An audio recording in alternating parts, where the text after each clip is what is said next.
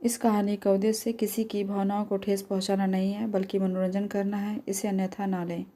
मुझे मज़ा आने लगा, लेकिन मुझे थोड़ी परेशानी भी हो रही थी। मेरी सांस 2 पल के लिए रुक गई थी। मेरे मुंह से चीख निकल गई। ओह ओह, आह! मैं तो गई। मैं हाँफ रही थी।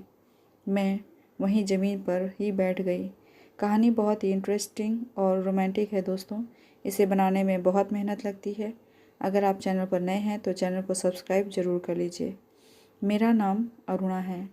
मैं जयपुर में रहती हूँ। मेरी उम्र 37 साल है और मैं 2 बच्चों की माँ हूँ। मेरा बेटा 10 साल का है और मेरी बेटी 6 साल की है। मेरे पति एक एमएनसी में इंजीनियर हैं और ज़्यादातर घर से बाहर ही रहते हैं। घर में मेरे अलावा मेरे ससुर और मेरे 2 बच्चे रहते हैं। मुझे भगवान ने वो सब कुछ दिया है जो एक लड़की शादी से पहले अपने मन में इच्छा रखती है।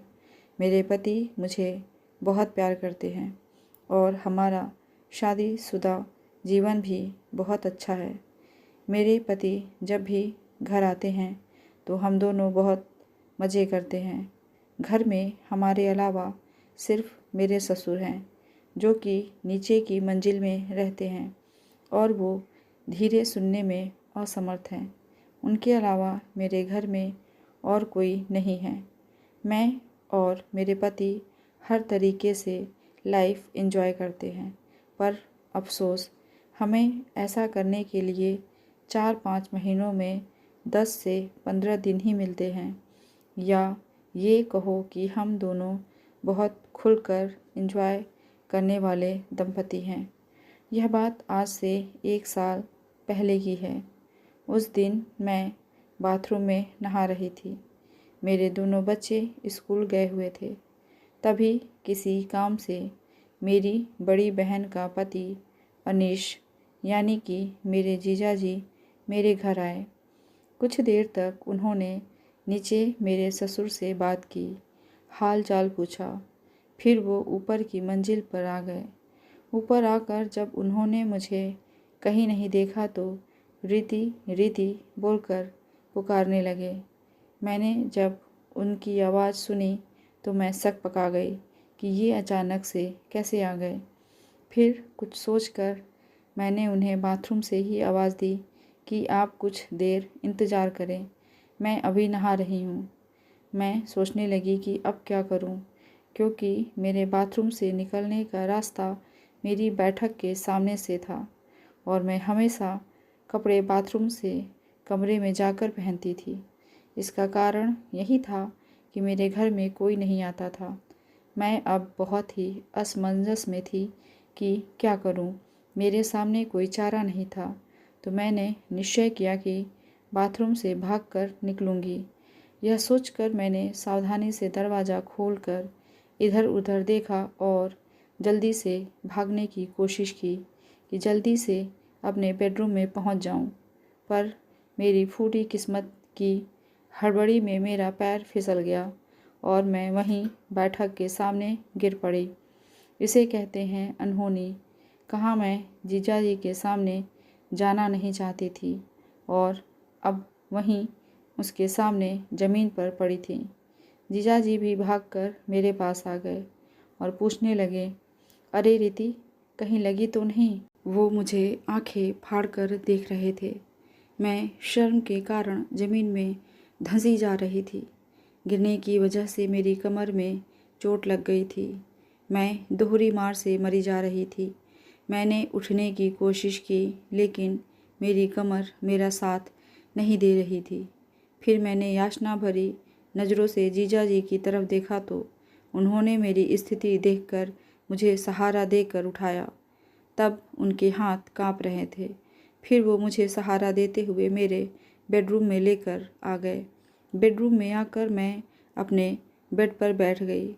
जब उसकी आंखें मेरी आंखों से मिली तो पता ही नहीं चला कि मुझे क्या हो गया। मैं कब बहक गई। हमेशा से ही पतिव्रता रही। जैसे ही मुझे होश आया और मेरे दिमाग ने मुझसे कहा कि ये गलत है, मैंने जीजा जी को अपने से दूर करना चाहा, लेकिन उन्होंने मुझसे कहा, अब हम इतने आगे बढ़ गए हैं कि अब पीछे लौटना न मेरे लिए संभव है और न तुम्हारे लिए। मैंने उन्हें फिर भी रोकना चाहा। जीजा जी, ये गलत है।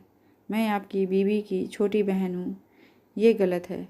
अगर किसी को पता चल गया तो मैं कहीं भी मुंह दिखाने लायक नहीं रहूँगी। लेकिन जीजा जी पर तो शायद भूत चढ़ गया था। वो मेरी किसी भी बात को सुन ही नहीं रहे थे। मैं अभी भी उन्हें अपने से दूर करना चाहती थी।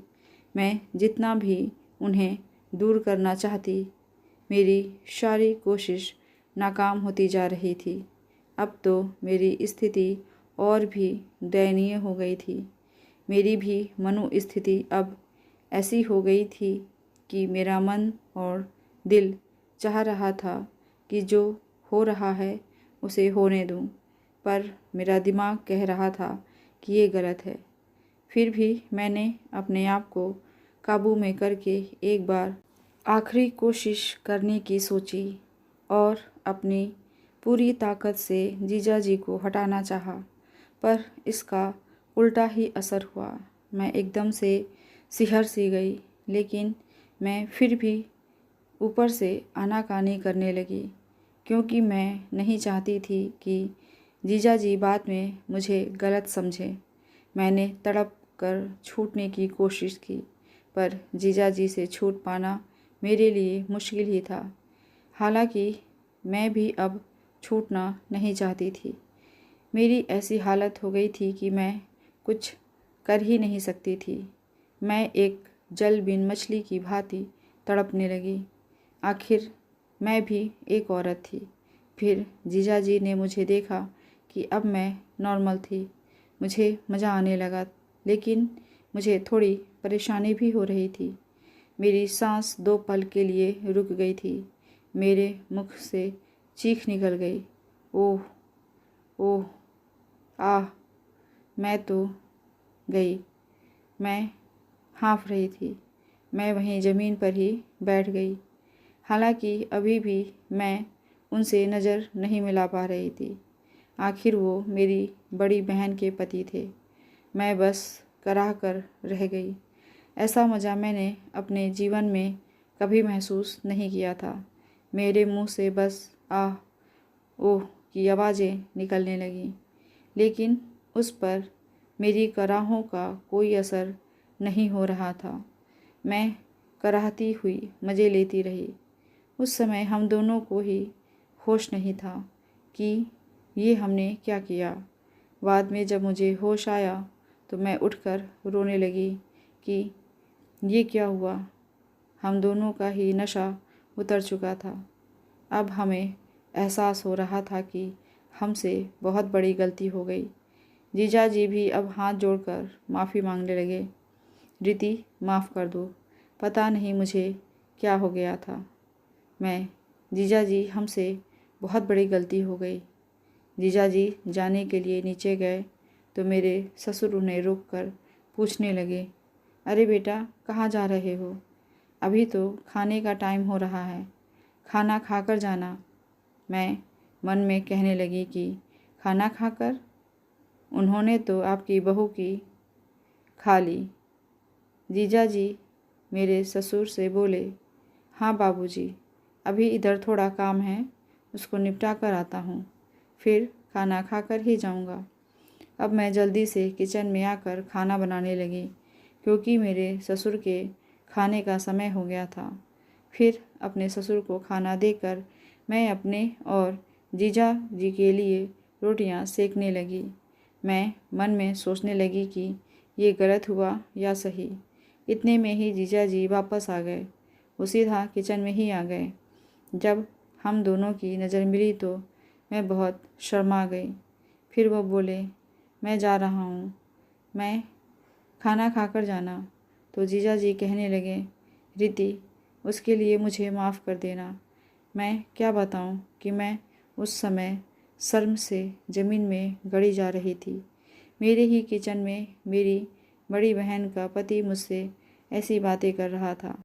कुछ देर ऐसे ही जिया जी मुझसे बात करते रहे। फिर मेरे पास आकर बोले, रीति, क्या हम लोग एक बार और वही गलती कर सकते हैं? मैं कुछ बोल ही नहीं पा रही थी। मैं गैस बंद करके पलट गई। जीजा जी मेरे तेवर देखकर डर गए। खाना खाने के बाद सीधे घर जाने में अपनी भलाई समझे। इधर मुझे बहुत अफसोस हो रहा था कि मुझसे क्या हो गया। कैसी लगी आपको ये कहानी? कमेंट करके ज़रूर बताइएगा। मिलते हैं अगली कहानी के साथ। धन्यवाद।